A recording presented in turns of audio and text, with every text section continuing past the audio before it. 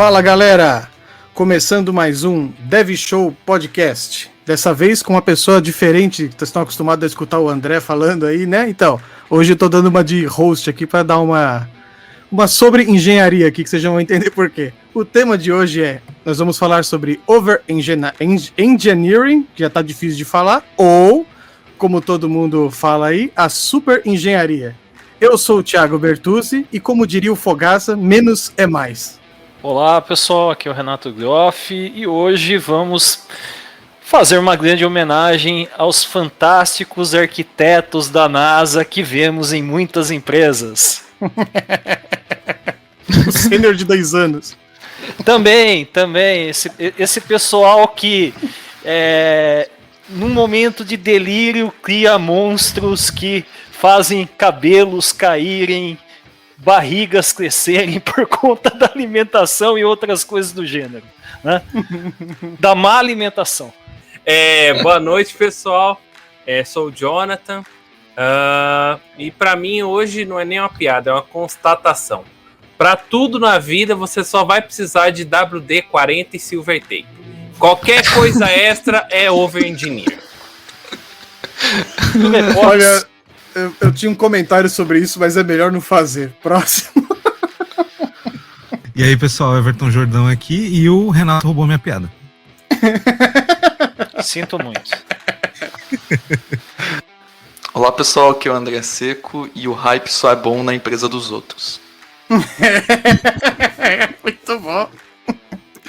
Eu gostaria só de constatar para vocês que essa abertura foi uma over-engineering, né? Porque todo mundo falou muita coisa mais do que o necessário. Bom, entrando no tema em si, então como vocês viram aqui, nós vamos falar sobre a famosa, como o pessoal fala, super engenharia, né? Até para ficar mais fácil para todo mundo, a gente vai abordar esse tema aí, que acontece muito, praticamente, acho que em toda empresa já aconteceu uma vez, e não é uma coisa incomum, infelizmente, assim. Todo mundo talvez até já praticou alguma vez. E para começar aí, eu gostaria de saber de vocês, senhores, o que é a nossa querida super engenharia aí, over engineering aí? O que seria? Quem dá uma definição boa? Acho que para começar, né, aquele velho problema de fazer muito mais do que o necessário, né? Talvez por preocupação, talvez por segundas, terceiras ou quartas intenções, como vamos falar aí mais adiante, né? Geralmente o pessoal, quando vai falar do overengineering, etc, assim, o pessoal, ele quer, se a gente for falar de produto, por exemplo, acaba se projetando alguma coisa que ela é muito mais robusta do que você precisaria, por exemplo. Um exemplo disso é a famosa frase, um canhão para matar uma formiga, né? Você tem uma necessidade e você faz um monte de coisa que não vai ser nem utilizada, etc, etc, que só com uma coisa bem simples você resolveria aquele seu problema. Tipo rodar uma instância de uma aplicação web no Kubernetes, né?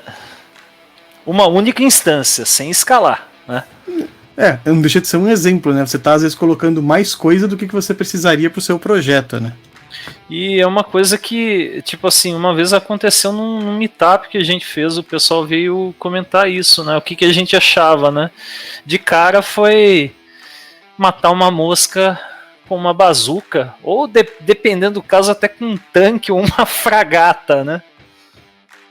E o detalhe é que essa analogia, né, essa comparação faz sentido em várias óticas, não só na questão de que você está dimensionando alguma coisa para tentar fazer uma coisa muito simples.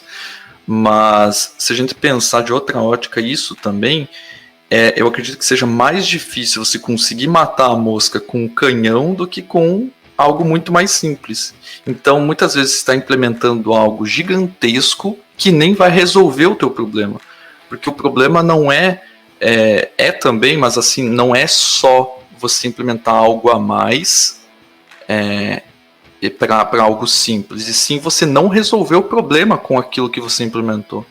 Então, eu acho que esse é o principal problema, né? Você foca muito na tecnologia, nos recursos, nas ferramentas que você está usando, e você acaba se distanciando do problema que você tem para resolver. Eu acho que esse é o grande perigo, né?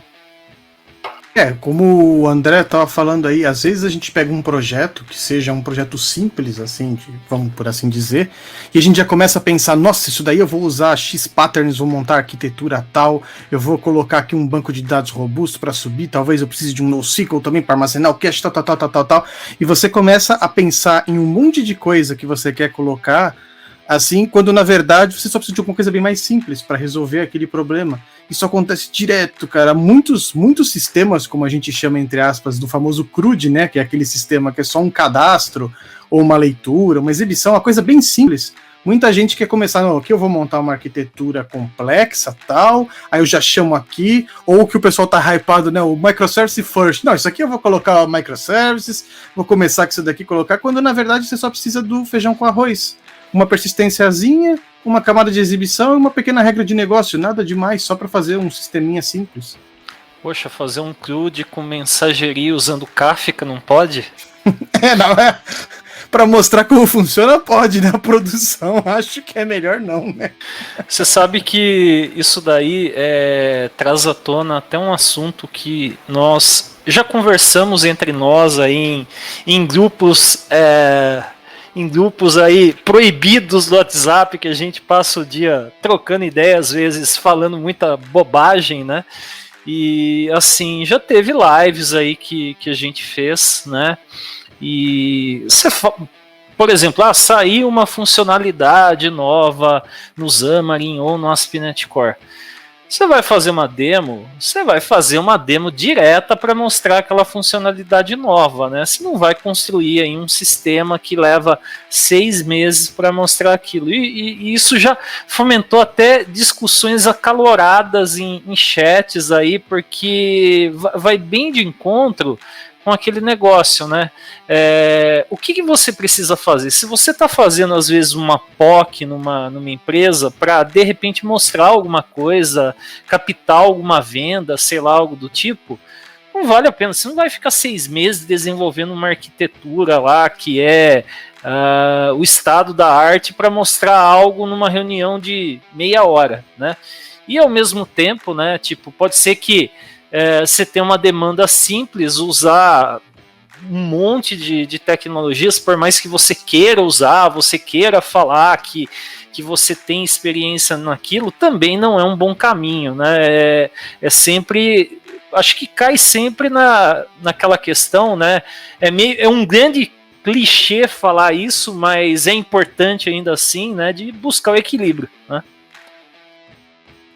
Exatamente. Mais do que buscar, além de buscar equilíbrio, já me antecipando aí ao podcast,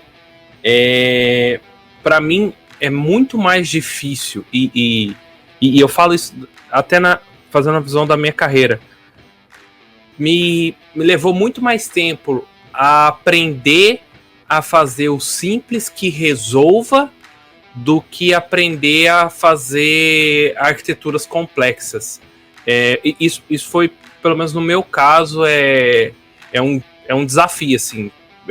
Sei lá, já era considerado sênior e tudo mais, me achava sênior pra caralho, porque eu sabia todos os patterns, sabia todas as arquiteturas, sabia a porra toda, fazia 25 tipos de CRUDs de maneiras diferentes, mas o mais difícil é fazer tudo isso inversamente, né? Fazer o mais simples possível e que resolva, que você não vai ter um problema de, puta, isso aqui tá simplista demais, né? Na verdade, simplório, né? Tentar ser simplista, mas sem ser simplório. Eu acho que é o maior desafio, assim, para mim, numa carreira de desenvolvedor, principalmente quando ele começa a ganhar mais senioridade. Não só para dev, como o Renato falou, Kubernetes, infraestrutura, né? Tudo que envolve um produto, a gente tem que saber dosar. A gente não pode nem colocar muito, nem também colocar pouco, né? Você tem que seguir na média. Ao longo aqui a gente vai até entrar nesse assunto aí também falando. Perdão, quer falar? Então, até você falou, né, de infraestrutura, a gente já comentou e eu vi isso até mesmo, às vezes você focando em automação, usando aí PowerShell, Bash, O pessoal, o Everton com certeza pode confirmar isso, o pessoal independente aí da área, mas muitas vezes até inconscientemente tem aquele negócio de complicar e tá fazendo algo que é complicado e se orgulhar, falar, nossa, eu fiz isso, olha que coisa complexa. E daí alguém bate o olho e fala, fulano, tinha esse comando aqui, só com uma linha você resolvia isso. Não, com certeza, cara. Uma das coisas interessantes que dá pra observar é que muitas vezes quando o cara aplica esse tipo de conceito, né, de maximizar as coisas que ele faz, é porque ele tá trabalhando sozinho. Ele não tá discutindo a ideia com ninguém, tá trabalhando sozinho dentro de um projeto. E aí, quando esse projeto se torna público, né, e outras pessoas acabam entrando para dar manutenção, aí você começa a observar que o cara, tipo, viajou demais, talvez, na implementação de algumas coisas, né, que de fato ele poderia ter feito com um comando que já existe por default na linguagem. Exato, o Everton tocou num ponto muito importante aí, a questão da manutenção, né? Conforme você vai deixando as coisas mais complicadas, sem necessidade, é bom sempre frisar esse ponto, sem necessidade, porque a gente também não pode, a gente tá falando de sistemas pequenos, coisas simples, que o pessoal tá colocando coisas sem necessidade. Sistemas enormes, outras coisas é outra história. Mas é a dificuldade da manutenção, né? Você colocou tanta coisa naquele seu sistema, ou naquela sua arquitetura da nuvem, na sua infraestrutura, você colocou um monte de fio lá, e na hora de dar manutenção você fica igual o cara que vai desarmar a bomba. Você não sabe agora, se eu mexer nisso aqui vai explodir. E agora, é o fio vermelho, é o fio verde? O que é que eu tenho que resolver aqui? Esse acho que é um dos maiores problemas que a gente tem. Essa questão da manutenção, acho que a gente pode entrar em assim, isso aqui é aquele puxa um pelo e sai um urso, né? Cara, ninguém, assim, isso serve.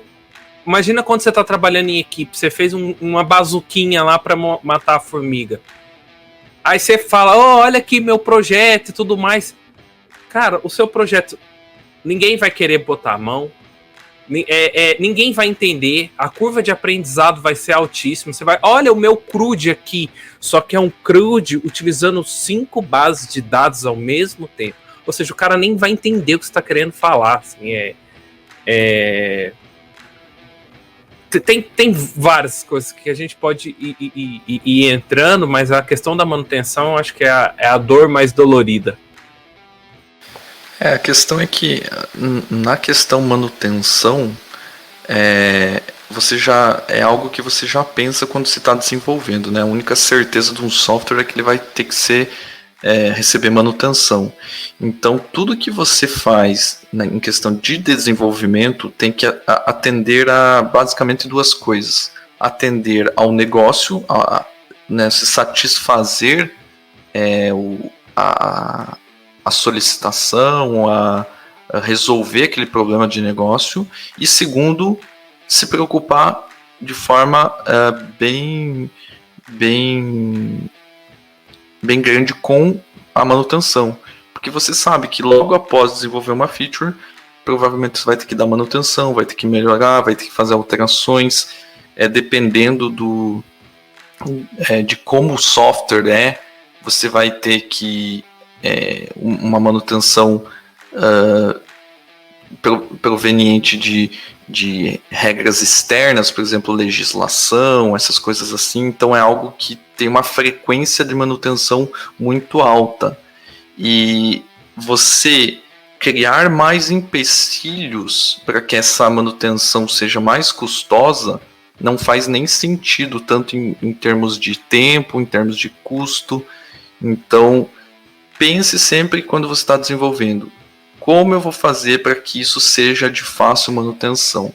Esse é um pensamento assim bem simples e que pode te levar a fazer coisas tão grandes quanto necessário, né? Você não vai ultrapassar limites pensando que você vai ter que dar manutenção naquilo.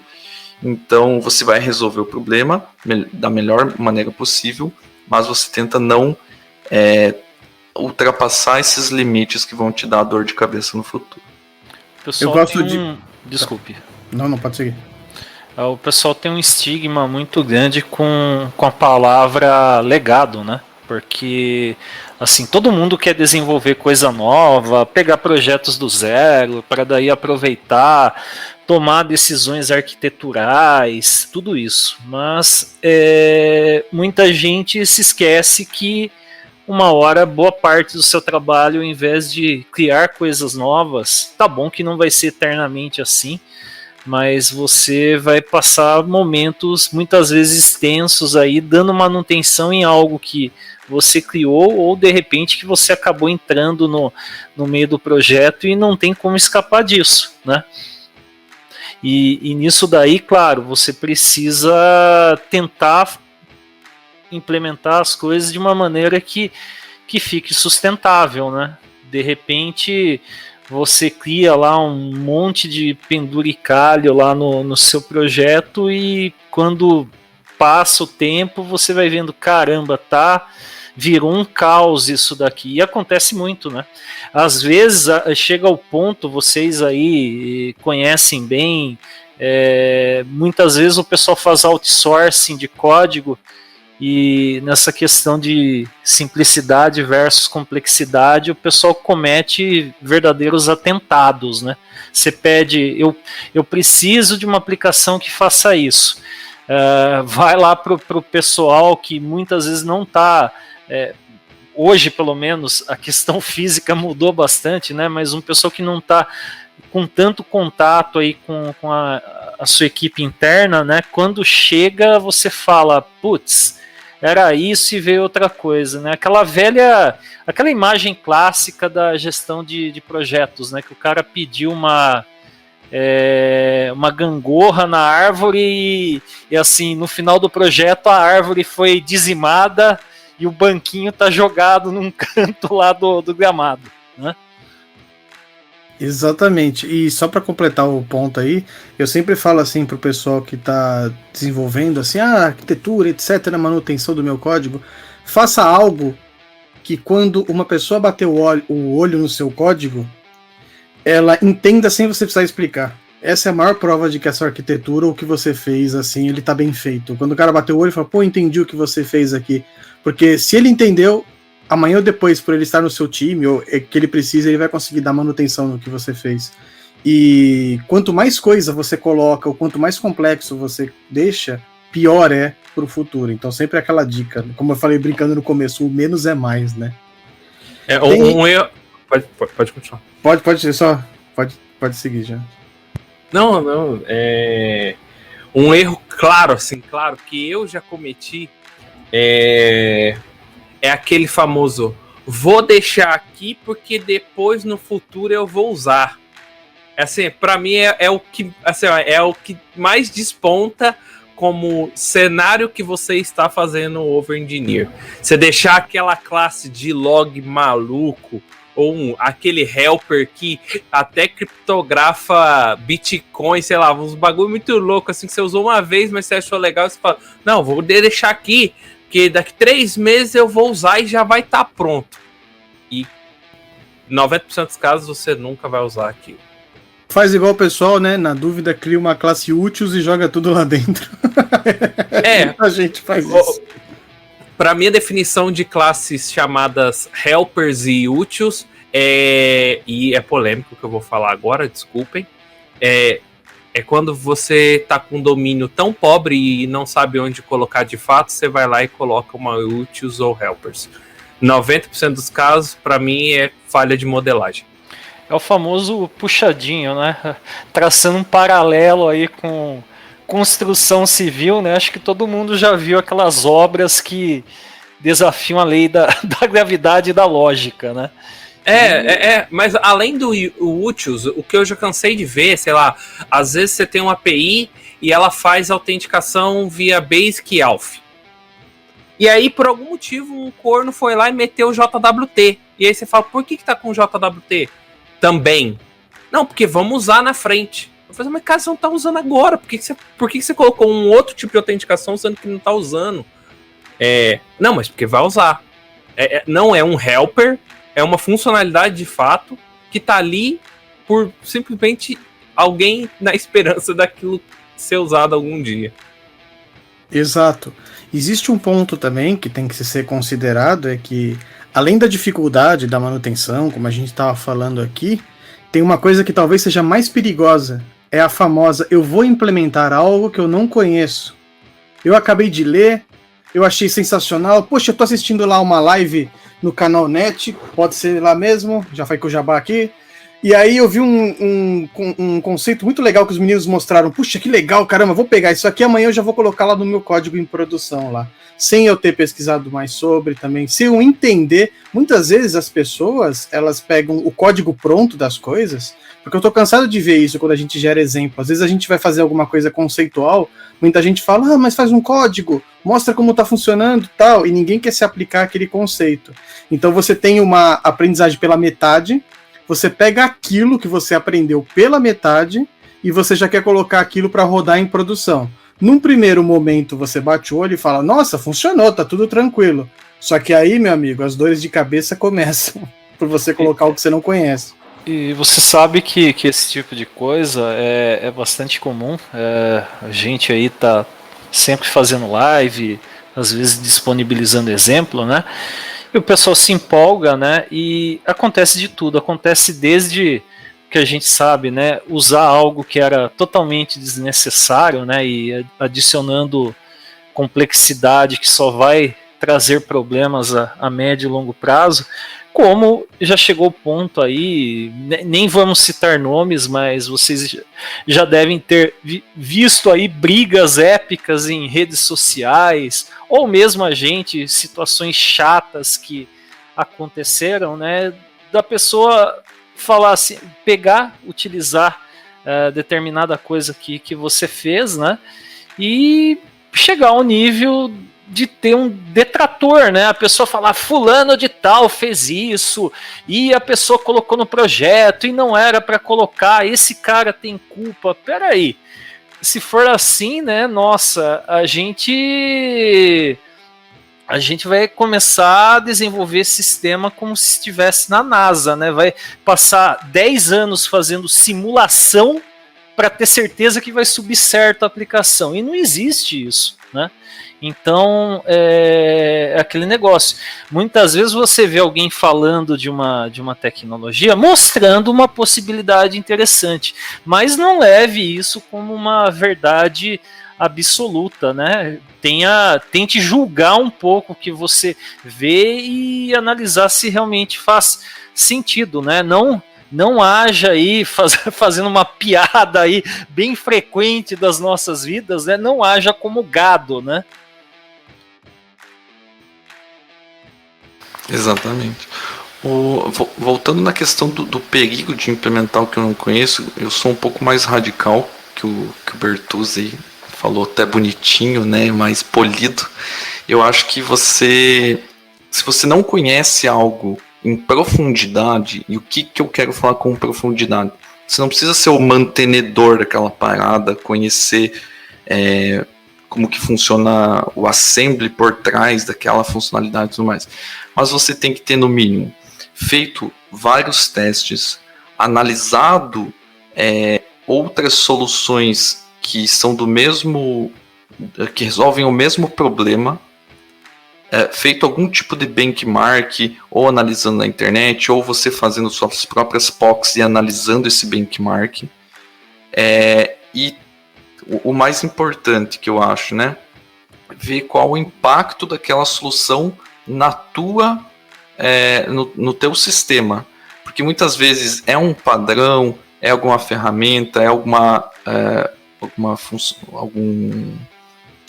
coisa que vai agregar à primeira vista muito para o seu projeto, mas como nós sabemos, projetos são divergentes, né? Tipo, pode ser até quase o mesmo campo de negócio, o mesmo nicho, mas cada sistema é um sistema. Então, as decisões que você vai acumulando ao longo do tempo na sua solução tem que ter um fit muito, muito ajustado, tá? Então, qual que é o problema de você implementar algo que você não conhece? Você vai pegar qualquer coisa que você viu, como o pessoal falou, jogar na tua solução, você não sabe o impacto de memória, processador, rede. Se isso aqui cair, o que acontece? Se isso aqui gerar um memory leak, é porque eu não soube implementar, não soube fazer o dispose dessa funcionalidade. Então, se você não conhece aquele negócio que você quer implementar, né, seja em área de dev, seja em área de infra, seja em área de qualquer coisa, eu acho que você está sendo no mínimo irresponsável em tomar essa decisão. Se você é o cara que toma a decisão, você tem a obrigação de ter testado, saber os impactos e ser responsável pelo que a tua escolha vai trazer no futuro. Tá? Você tem que responder por isso. Eu acho que até... Pode falar, Everton, desculpa. Não, um ponto aí, esse ponto que o André comentou é bem importante, né? Se você não tem certeza, não faça, né? E melhor ainda, cara, você tá trabalhando num time, se você tem a possibilidade de dividir a carga com as outras pessoas e dividir o risco, né? Até pedir pontos de vista diferentes, cara, faça, entendeu? Ninguém é o dono da razão para falar, essa daqui é a melhor implementação e pronto, acabou, entendeu? Se você ainda tá com algum tipo de insegurança sobre determinado assunto, cara, converse com outras pessoas do mesmo nível que você ou divida com o seu time. Fala assim, cara, tem essa solução aqui que ela pode gerar isso de trade-off pra gente, e aí, vamos comprar? Né? Divide a carga. Não adianta você colocar a capinha do Superman e sair jogando a parada em produção e depois dá ruim e, enfim, você perde clientes. O negócio vira sua própria kryptonita, né? Já que você falou do Superman, né? Exato. Tem uma situação... Perdão. Não, você fala assim que eu ia completar o que o André falou, exatamente o que o Everton disse. A gente às vezes pode trocar ideia com pessoas que às vezes têm mais experiência com a gente ou passaram por aquela situação. Tem uma coisa que eu vejo pra caramba acontecer, do perigo do implementar o que eu não conheço, é que tem muita gente que às vezes vai pegar um produto e a pessoa fala assim, a gente criou esse produto, nós vamos fazer um site, etc. Aqui, a aplicação toda, eu acho que seria legal a implementação de um app para isso. E a pessoa usa o mesmo conceito que ela nunca fez um app, ela pega o mesmo conceito que ela tinha para desenvolver aquele site, para fazer toda aquela arquitetura web para um aplicativo de celular, que é um outro cenário, é um outro tipo de consumo de memória, é um outro espaço, etc, etc. Por querer implementar alguma coisa que ela viu, porque hoje nós temos muitos frameworks que às vezes fazem coisas para mobile e que seguem às vezes coisas já prontas web, mas você não tem aquele conhecimento necessário daquele ambiente, porque como o André explicou lá, às vezes mudou, cada caso é um caso. Não é porque a sua aplicação ela se comporta muito bem na web, que no celular ela vai se comportar bem também. Mudou o cenário, a gente sempre tem que entender isso daqui. São cenários diferentes, são casos diferentes. E aí eu puxo o que o Everton falou. Você não sabe, cara, isso é o maior erro. E eu vou dizer que esse daí é o maior erro que o programador sênior faz. Ele não sabe, ele não pergunta porque ele tem vergonha do outro achar que ele não sabia isso daí. E eu vou dizer para você que isso daí acaba prejudicando mais a carreira da pessoa do que ela sentar ali e fingir que não sabe. Você não sabe uma coisa, por mais simples que ela seja, é melhor você trocar uma ideia com alguém que a pessoa que, de preferência que você estiver trocando ideia, tem uma maturidade sênior para entender que você está querendo conversar sobre aquilo ali, ao invés de você fazer alguma coisa errada. Então, não sempre, tô pensando aqui num negócio que era muito simples. Isso acontece direto no mercado de trabalho e não é incomum. O André, a gente trabalha direto junto lá. Às vezes a gente vê uma coisa que é muito simples, é uma coisa muito básica. E de repente olha e fala, caramba, o que está acontecendo? Que coisa estranha. A gente troca ideia e fala, resolvemos isso daqui. Não é vergonha para ninguém perguntar, não é vergonha para ninguém não saber, e quando você não sabe, pergunta. É melhor do que implementar alguma coisa errada ou você prejudicar a sua empresa, o seu produto e aquilo lá mais para frente, porque coisas erradas geram custos. Custos prejudicam a empresa, gerando corte de custo, você pode ser aquele que vai ser cortado. Então, é tudo uma sequência. Show, resumiu. Tá vendo? Esse podcast tá muito estranho, como o André disse. O Bertus tá falando bonito, geralmente é o André que fala bonito e eu que dou aquela arrebentada lá. A gente tá invertendo muito papel hoje. Bertus é mais... Bertuzzi é mais rústico. E o André é o cara mais bondoso. Eu sempre falo assim, o André Seca é um cara bondoso. Ele tem paciência. Um cara polido, ele é legal, assim, né? um cara polido, ele é um cara legal. Mas, como eu falei lá, ficar zoando aqui está gerando complexidades desnecessárias. Sigamos aqui o assunto. Um outro ponto muito interessante da gente falar, que eu acredito até que a gente falou dentro de tudo que a gente estava conversando aqui, mas se vocês tiverem algo a acrescentar, é quanto à complexidade de arquitetura que a gente pode gerar num produto, já voltando mais para a arquitetura. Lembrando que quando eu falo de arquitetura, não é só arquitetura de software, ela pode ser arquitetura de rede, arquitetura do seu sistema, tudo no geral, assim. Não é que o cara tá falando, o cara tá usando CQRS lá, alguma coisa do tipo, o cara tá usando MVC, não, gente, tô falando de arquitetura no geral. Que uma complexidade de arquitetura, ela pode gerar uma complexidade desnecessária naquele seu time do que você está fazendo. Você começa por uma coisa simples a montar algo gigante, e você acaba complicando. O que vocês acham? Concordo. Inclusive, posso trazer 3 principais dores que eu já vi assim, em relação a complexidade desnecessária em exemplos. Mais claro de todos. Querer enfiar tudo em Kubernetes da NASA em trocentos containers, 20 web apps para mostrar o seu site pessoal. Tem 5 acessos por mês. O outro ponto é fila. Eu não sei porque as pessoas inventam fila, cara, desnecessário. Ninguém gosta de fila. Você gosta de fila, de ir no banco lá e tem fila? Por que você vai enfiar essa porra no seu software de maneira desnecessária? Desgraça. Então, fila pra mim resolve um problema da computação que é muito importante, né, de pilhas e filas, mas eu não sei por que as pessoas têm tanto amor de enfiar fila Kafka e coisas desse tipo. A Deus dará. E por último, cache. Outra coisa também que todo mundo adora colocar e a rotina, a mágica que você tem que fazer para criar rotinas de invalidação de cache, coisas desse tipo, às vezes se tornam extremamente custosas e no final das contas você nem precisava de cache. Essa questão de fila que você falou dá para ir além, né? Às vezes o cara realmente precisa apelar para mensageria, mas utiliza a tecnologia errada ou faz mau uso da tecnologia, porque de repente assim, ele está mandando o dado, sei lá, para um processo que vai executar em background, por exemplo, né, que é um cenário simples aí, mas justificável. O cara está usando o tópico e ao invés de usar uma fila, o tópico você usa num cenário de aplicação distribuída, que você tem que sinalizar alguma coisa para várias aplicações que estão como listeners, né, dentro de um contexto. Para você mandar para uma única aplicação é um excelente exemplo aí de over-engineering, né? Porque assim, tem um custo para manter aquela estrutura e uma fila simples resolveria aquilo, né? Você não precisa ter algo que vai além da fila num cenário desses, né? Como o Jonathan falou aí, as pessoas implementam coisas que não precisam, né? E esse é o tema central aqui do nosso podcast.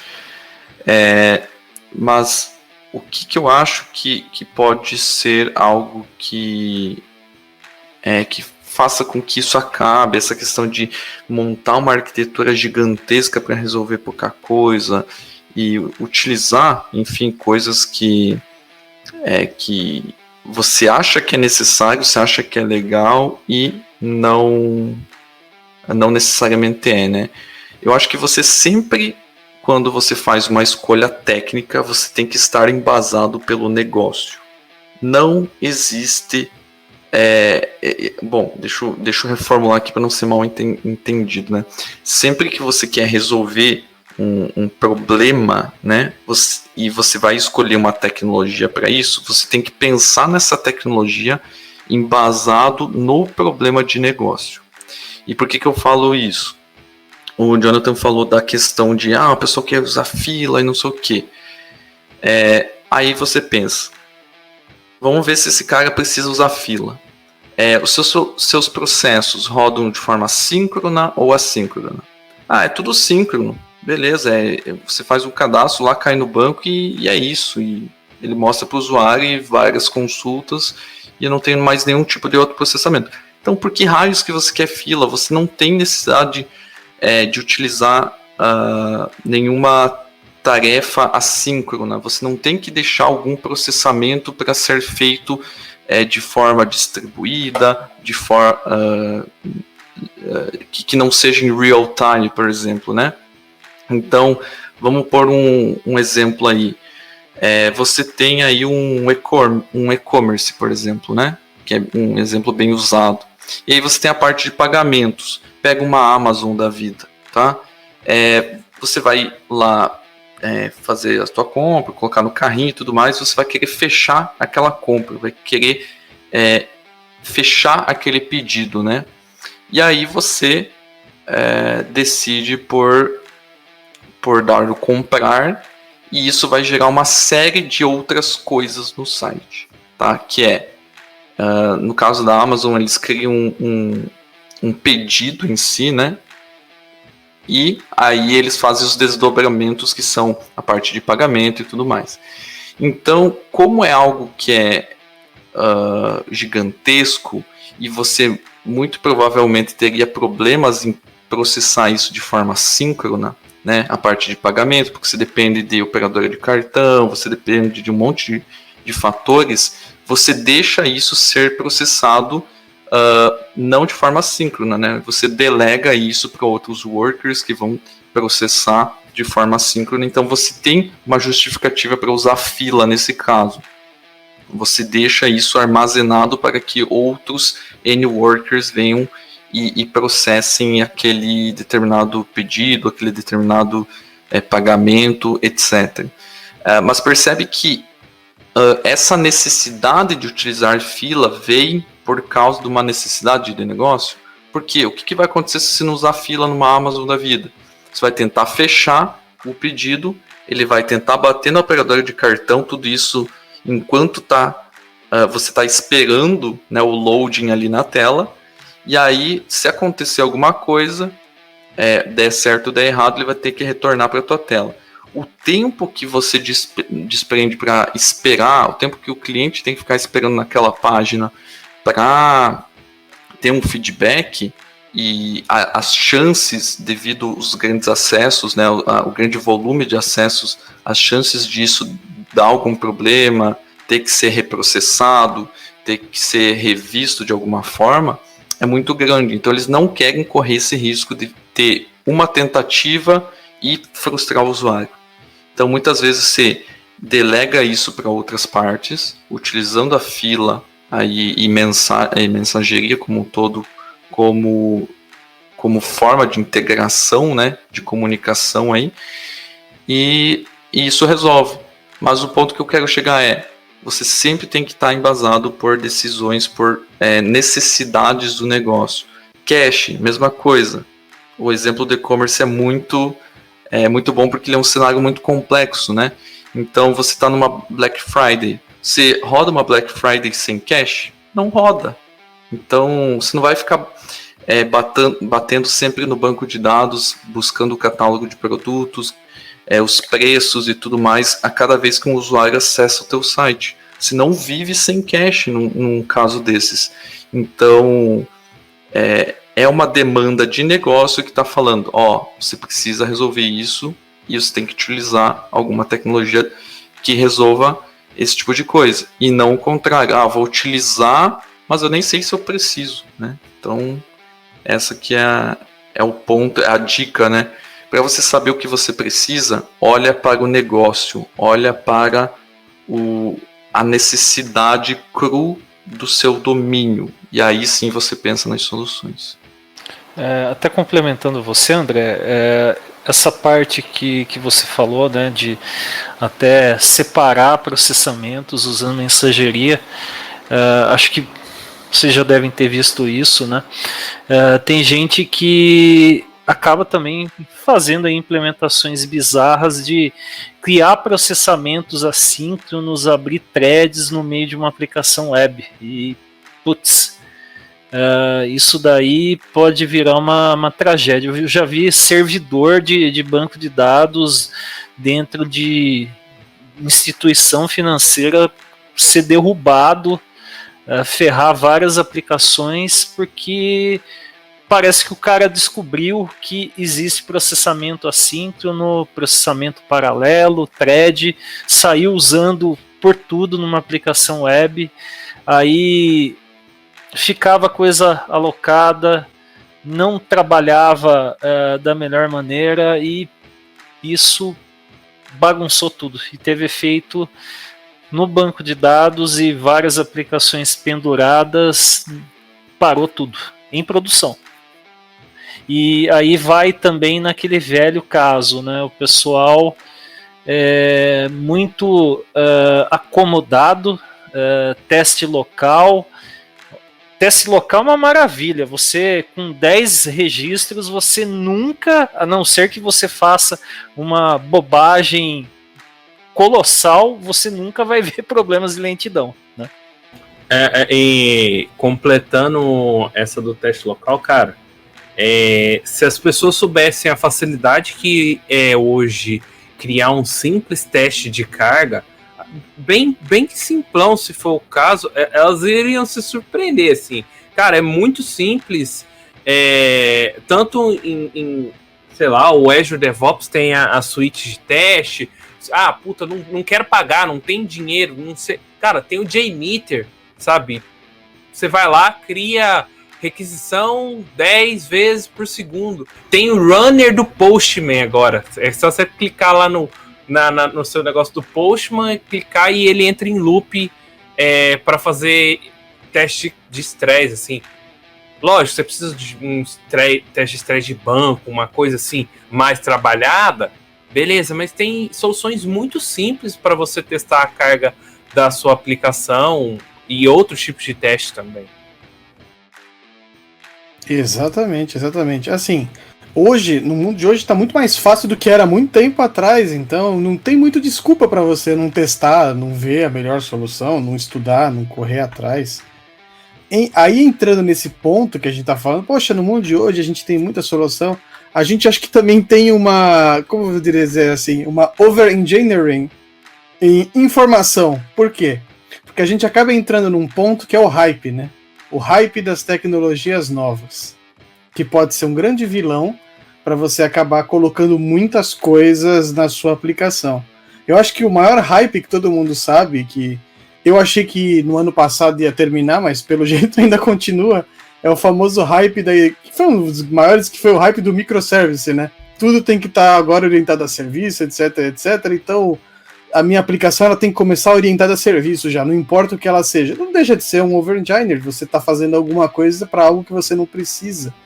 Então, eu acho que o hype, ele é um grande inimigo, não só do hype, como a massa tá naquele hype, do que o hype do dev mais inexperiente, que aprendeu alguma coisa nova e quer colocar aquilo lá em produção.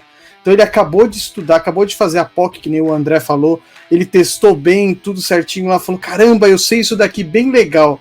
Não cabe às vezes naquele conceito, mas a pessoa tá louca para colocar aquilo que ela aprendeu em prática lá. E aí, como é que fica a história do hype? Que é exatamente o que eu falei bem no comecinho do podcast, que o maior desafio é saber muito, você conhecer várias coisas, mas de fato aplicar a solução mais simples para o cenário. Porque a senioridade, eu ia falar assim, a senioridade vem de saber quando usar, né? Além de você saber como usar, é o saber quando usar. Aí, pode continuar, André, eu só queria falar essa frase. Que inclusive é um conhecimento muito mais valioso do que como usar, né? Quando usar é muito mais valioso do que como usar, porque como usar você aprende, querendo ou não, isso é questão de tempo de se debruçar no computador, olhar e estudar determinada ferramenta, né? Mas o quando utilizar significa o quanto de bagagem você tem na sua vida, quantos cenários você viu, né? Quanto você sofreu na pele para aprender quando utilizar alguma coisa. E é nesse ponto que o hype, que o pessoal que só segue o hype, né? E quando a gente fala hype, a gente entende que tem hypes, tipo microservices. Cara, é do caralho, é algo que resolve muitos problemas e se feito da forma correta, ele vai salvar a arquitetura de uma solução, tá? Vai diminuir problemas de queda da solução inteira, tudo mais, tudo aquilo que o microservices prega. Só que você precisa saber se isso se aplica a você, tá? O pessoal geralmente olha a imagem lá da Death Star, lá do microservices da Netflix e da Amazon e tal, e fica, nossa, isso é muito foda, e eu quero fazer isso aqui porque, tipo, olha só que legal, fica empolgado, né? Eu acho que é essa a palavra. E, tipo, você tem que ser frio, né? Você precisa ter muita frieza quando você vai decidir por alguma solução. Você tem que ser totalmente racional e não se empolgar por esse tipo de hype. O MVP que eu conheço lá tá falando de microserviços, então deve ser alguma coisa muito boa. Você começa a terceirizar as suas decisões, né? Tem um vídeo do Fábio Akita que é muito bom, falando de não terceirize as suas escolhas, as suas decisões, que você acaba, né, refletindo no outro, jogando no outro a responsabilidade sobre algo que você quer fazer. Não, porque o fulano falou, então isso aqui é bom, eu vou colocar. Não tem como ter falado algo que não seja bom para mim.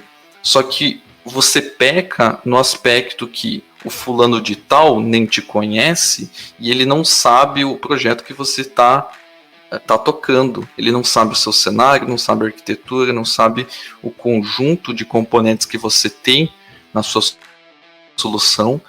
Então, tá totalmente errado, né? Você tá delegando uma decisão para alguém que nem conhece nada sobre você e sobre o seu projeto. Isso é, tipo, irracional. A gente nem precisa comentar, né? Que nem falar para alguém decidir sobre uma coisa que você tem na sua vida. Será que eu compro um carro, uma casa, e o cara nem te conhece e ele gira uma roletinha lá e fala, compra um carro, né? Então, você acaba delegando esse tipo de responsabilidade indevidamente. O que funcionou para pessoa A nem sempre vai funcionar para pessoa B, para pessoa C, né? Aí é questão de você não delegar para terceiros, como o André disse, e você também se posicionar, né? Até porque se aquilo der errado, você que vai ter que assumir a bronca e dar um jeito de melhorar aquilo, corrigir para deixar a aplicação no ar, né? Exato, eu ia só pontuar que, como o André estava falando, para não terceirizar para os outros, isso aí acontece muito, não só com a gente, acontece também bastante com a gente, porque a gente acaba gerando muito conteúdo técnico, de pessoas virem tirar dúvidas com a gente do tipo assim, olha, no meu projeto estou pensando em usar o DDD, o que você acha? Cara, vamos lá, eu não conheço o seu projeto, eu não sei o que você está fazendo, não sei... Não, mas é um negócio assim que eu vou fazer e vou te explicar, e aí começa um emaranhado, ou mais simples ainda, eu tô pensando em usar o plugin tal, eu tô pensando em usar o controle tal, como é que você resolve isso aqui? Você tá terceirizando, aí você não tá tirando uma dúvida, você tá querendo a opinião da pessoa para terceirizar uma solução para o seu projeto. Sendo que a gente não tá inserido no meio, você não tá inserido naquele contexto, eu não posso dar para você uma solução de uma coisa que eu não conheço, como surgiu e todo aquele contexto.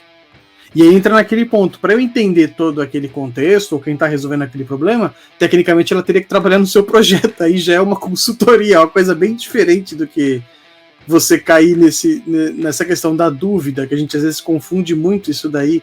Então eu acho muito válido, a frase é não terceirize as suas responsabilidades para ninguém, porque a pessoa não está no seu contexto, não importa o que está fazendo. Eu não estou lá do seu lado o dia inteiro sabendo o que vai acontecer. Eu posso muito bem te sugerir uma coisa que funcionou para mim e acabar cagando todo o seu projeto aí. Porque não vai funcionar para você, porque não era aquele contexto. Ou a dúvida E confundida com consultoria grátis, né? Sim. Exato. E na questão da Netflix que eu dei o exemplo, não deixa de ser, você está terceirizando a sua decisão de utilizar microserviços, por exemplo, que era o exemplo, para a Netflix. Tá? Não é nem por uma pessoa, é por uma escolha de uma empresa que não faz a mesma coisa que a sua empresa, não tem o mesmo budget, né, orçamento que a sua empresa, não tem a mesma cultura organizacional da sua empresa. Tipo, você não tem nada em comum com aquela empresa que decidiu por utilizar uma determinada tecnologia. A única semelhança que você tem é que os dois estão fazendo um sistema, tá? E para por aí. Então, não faz nem sentido você seguir algo baseado no cenário de uma outra empresa. A única semelhança que vocês têm é que vai dar pau uma hora, né? Essa é a única semelhança. E um ponto legal também de trazer é que ter as suas próprias conclusões de determinado cenário é muito melhor do que você simplesmente ser levado pela onda, entendeu? Tire as suas próprias conclusões, né? Que nem a gente estava comentando aqui agora há pouco. É muito fácil criar ambiente de teste hoje, existem vários cloud providers que você pode escolher aí, provisionar um ambiente de teste, verificar como aquela solução vai funcionar para você, e aí você toma a sua decisão, né? Aí, por exemplo, se der errado o seu projeto, você vai responsabilizar quem? Você ou o post que você viu, né? Ou você vai jogar simplesmente lá no grupo, tá dando errado aqui num projeto aqui porque copiaram um artigo do Renato, do Bertuzzi, enfim.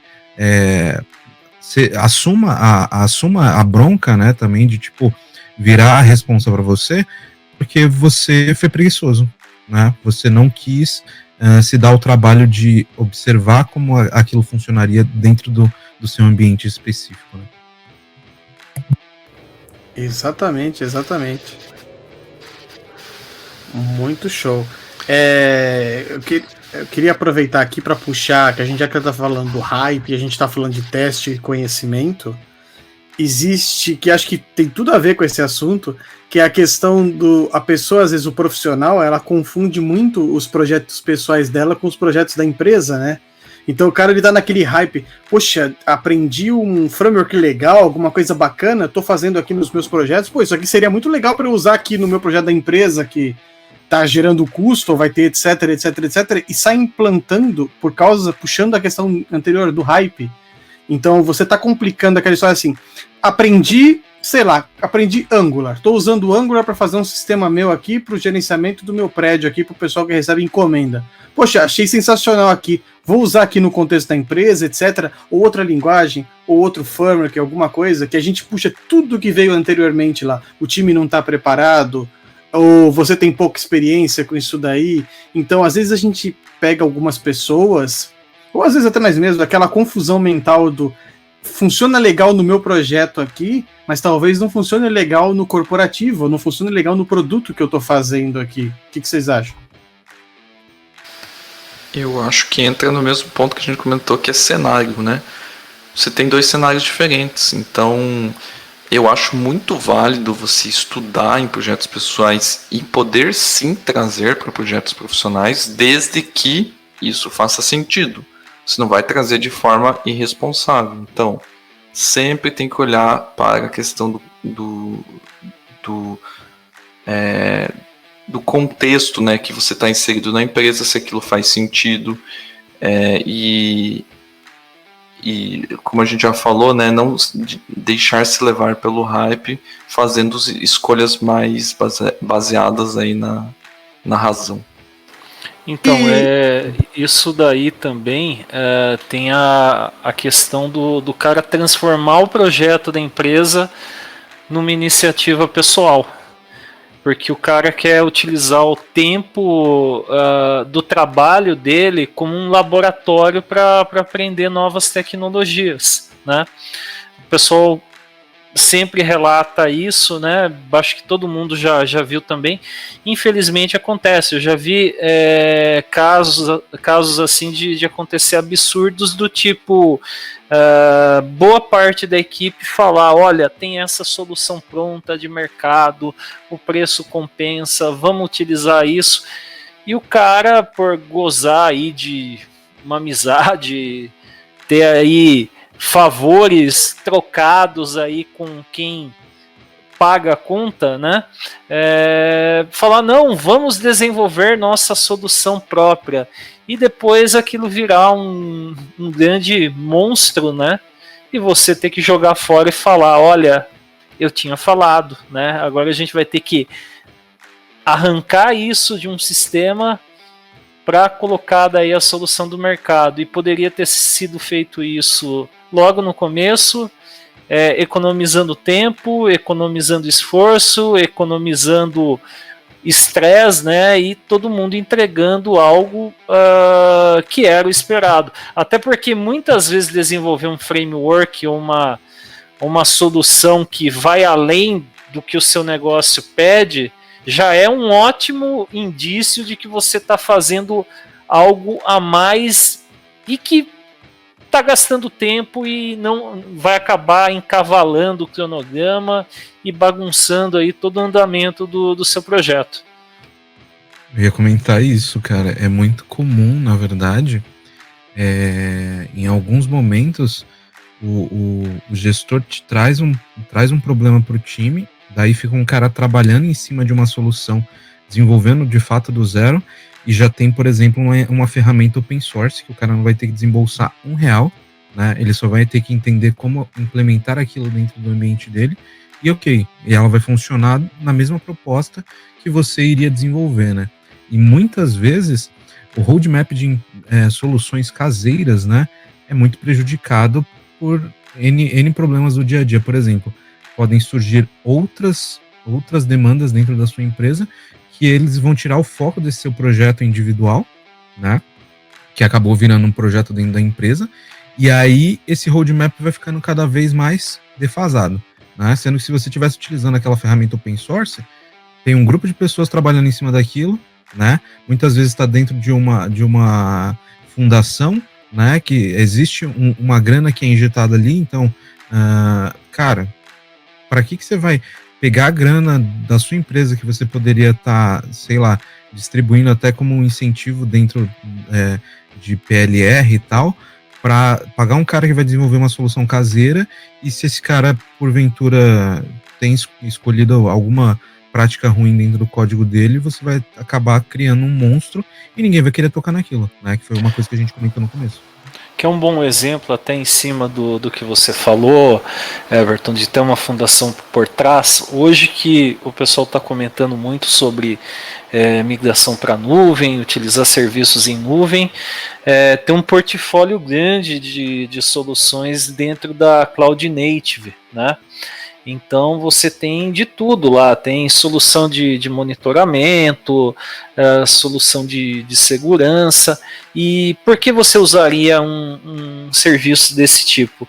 Porque você não vai ficar preso de repente a uma implementação de um fornecedor específico de nuvem, ou de repente você vai utilizar uma tecnologia que só funciona com a plataforma ou a linguagem de programação X. De repente você começa a usar uma outra plataforma de desenvolvimento também paralelo, esse projeto já foi minimamente construído de forma a trabalhar com várias tecnologias, né, e não ficar preso também numa questão de lock-in com o fornecedor, então dá para você administrar isso de uma maneira muito melhor.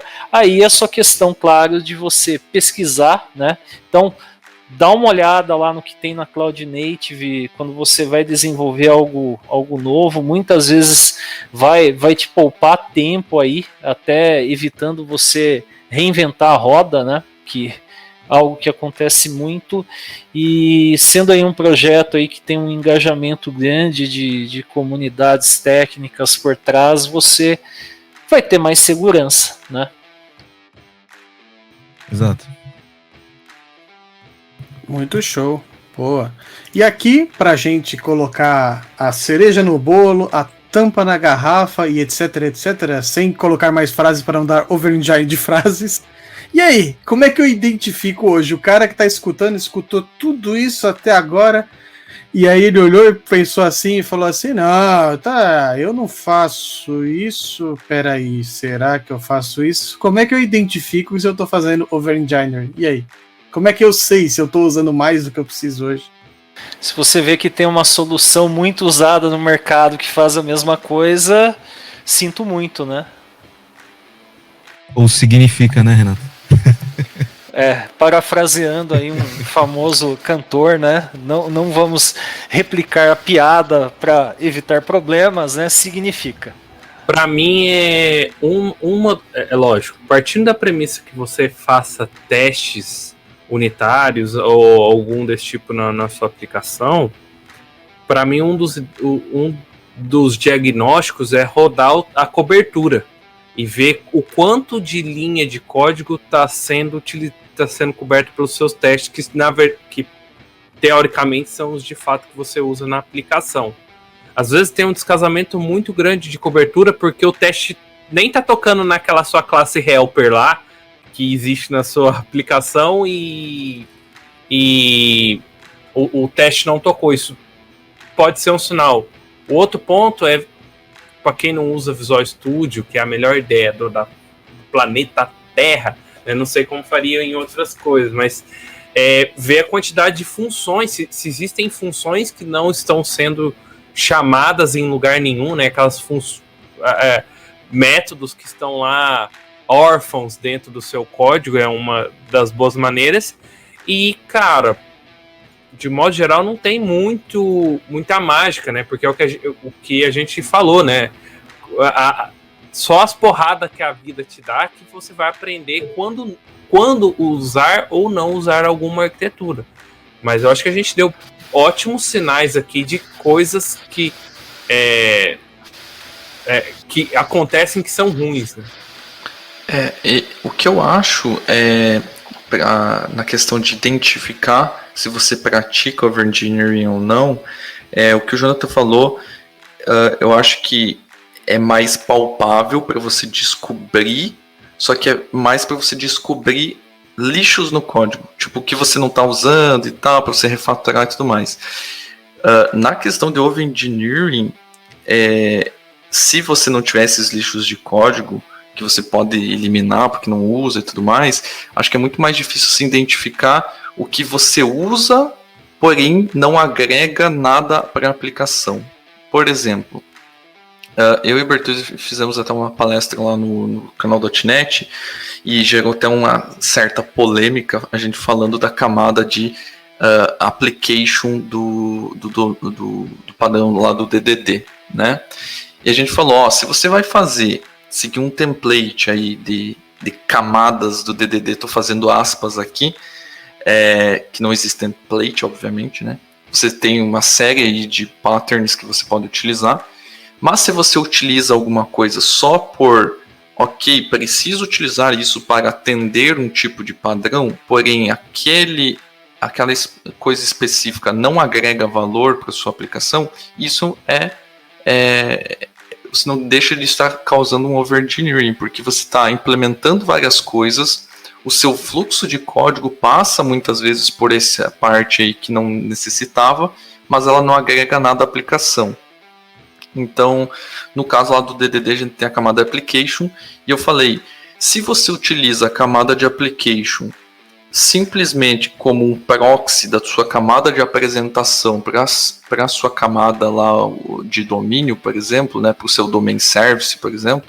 Então, se você tem um cara no meio do caminho que simplesmente pega a requisição e chama outro método de outra camada, isso não está fazendo nada, não está agregando em nada na aplicação. Só está gerando a demanda de escrever mais código e sem nenhum motivo. Você muitas vezes nem sabe por que você está fazendo aquilo, porque simplesmente está seguindo um template.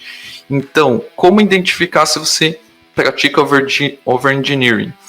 Você conhece profundamente o que você está aplicando no seu código? Não conheço. Muitas coisas eu nem sei por que estão lá. Então, isso já é um indicativo muito forte que você tem coisas que você não precisa que estão no seu código. Outro ponto, além de você não conhecer profundamente o que você está fazendo, você está seguindo templates que N pessoas falaram que deveria ser assim e você não entende por que deveria ser assim, provavelmente você está utilizando, está praticando over-engineering também. Então, acho que o ponto-chave você conhece bem sua aplicação, você conhece bem as partes dela. Se você não conhece, o único ponto que vai te levar a saber se você está praticando muitas dessas questões de over-engineering no seu código é começar a estudar as coisas que você tem, né, atualmente na aplicação, e aí sim identificar. Então, acaba afunilando tudo para conhecer de forma no mínimo satisfatória até chegar a uma certa profundidade tudo que você utiliza.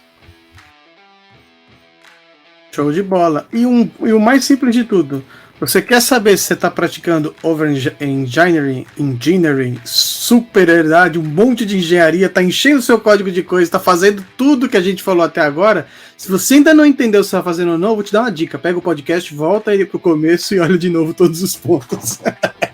Que com certeza, se você está fazendo algum deles, meu amigo, você está colocando muito mais coisa do que o que você precisava. Certo, pessoal? Show de bola, isso aí. Muito bem, galera. Eu queria aproveitar aqui e agradecer bastante o Jonathan, que veio aqui de última hora, a gente chamou ele. E Eu ele que agradeço veio aqui participar desse bate-papo. Sempre um prazer estar aqui com vocês. Muito obrigado. Valeu. Lembrando a todos que o link de todos os participantes estarão na descrição do episódio lá em devshow.com.br. Sigam a gente nas redes sociais. Sigam o DevShow no seu agregador favorito, porque ele está disponibilizado em todos que vocês gostam aí. Se não está em algum, é porque não é relevante. Não, tô brincando. Manda e-mail pra gente que a gente coloca lá também. Beleza? É que eu não podia perder uma piada no final. Show? Obrigado a todos aqui e obrigado a todo mundo que acompanhou ao vivo aí. Tava um bate-papo muito legal aqui na gravação. Beleza? Valeu, galera. Falou! Valeu, pessoal. Até mais. Valeu, até mais.